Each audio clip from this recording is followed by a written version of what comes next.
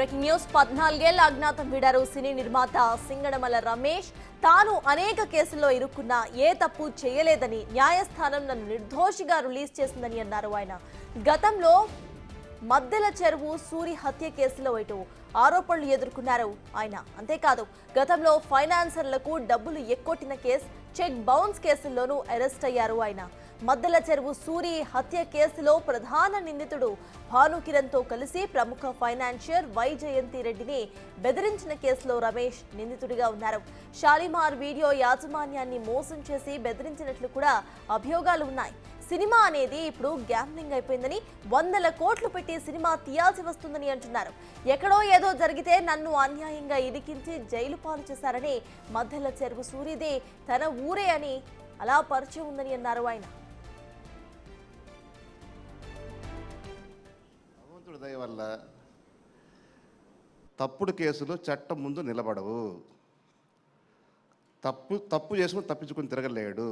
నేను ఎటువంటి ఏ తప్పు చేయలేనందువల్ల కోర్టు వారు నిర్దోషిగా నిర్ధారించి నన్ను కేసు నుంచి అక్విటల్ చేశారు. ఇంతకుమించి నాకు ఎక్కువ మాట్లాడడం రాదండి. Thank you very much. భగవంతుడి దయ వల్ల తాను కేసుల్లో ఇరుక్కుని జైలు పాలైతే సినిమా ఇండస్ట్రీ వాళ్ళు ఎవరూ కూడా పలకరించలేదని ఆవేదన వ్యక్తం చేశారు. కొమరంపులి, ఖలేజా సినిమాలపైన 100 కోట్లు నష్టపోయారని అన్నారు ఆయన. ఇంత జరిగినా హీరోలు కనీసం అయ్యో పాపం అని కూడా అనలేదని అన్నారు ఆయన. సినిమాకి సంబంధం వాళ్ళు కాదు, కానీ సారీ టు సే సార్, ఏ ఒక్క సపోర్ట్ లేదు. కనీసం ఏ ఒక్క phone, Ramesh how are you, బాగున్నావు, ఎలా ఉన్నావా, వాట్ యూజ్ ప్రాబ్లం అని పాపానికి పోలేదు సార్ ఎవరు కూడా.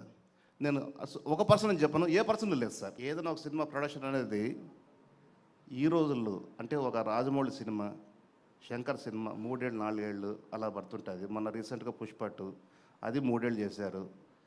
అని ఆ రోజు నేను చేస్తున్న రోజుల్లో 3 ఏళ్ళ సినిమా అనేది లేదు సార్. ఆ రోజుకి కొమరంపులి కానీ, కలేజా కానీ, పోకిరి కానీ, ఇంకోటి కానీ ఏదైనా కానీ 6 months 9 months ఆర్ 1 year ఇదే సార్.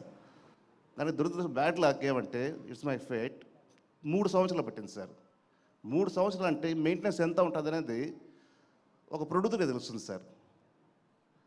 ఎవ్రీథింగ్ రన్ చేయాలి కదా సార్. ఆఫీస్ రన్ చేయాలి, శాలరీస్ రన్ చేయాలి, ఇంట్రెస్ట్ రన్ చేయాలి, అన్నీ పెరిగిపోతాయి కదా. సో ఇంకో క్వశ్చన్ మీరు ఏమన్నారంటే నాకు 2 సినిమాల్లో కూడా 100 కోట్ల నష్టం వచ్చింది సార్. ఇంకో క్వశ్చన్ అడిగా నేను మర్చిపోయాను సార్, గుర్తురాదు. ఎటువంటి సపోర్ట్ లేదు. కనీసం అయ్యో పాప అని చెప్పిన పాపానికి కూడా పోలేదు సార్. సార్ ఎందుకు అంత డిలే అయ్యింది? బ్యాడ్ లక్ అన్నారో, అసలు ఏ కారణం? బ్యాడ్ లక్ అంటే సార్, కొమరంపులి తీస్తున్నప్పుడు పవన్ కళ్యాణ్ గారు ప్రజారాజ్యం పార్టీ పెట్టుకున్నారండి ఆయన. ఓకే. సో దానివల్ల ఎంతో కొంత కొద్దిగా డిలే అయ్యింది. అది వన్ ఆఫ్ ది రీజన్ చెప్పొచ్చు. So many reasons. అలాగే కలేజ్లో కూడా సో మెనీ రీజన్స్ అండి.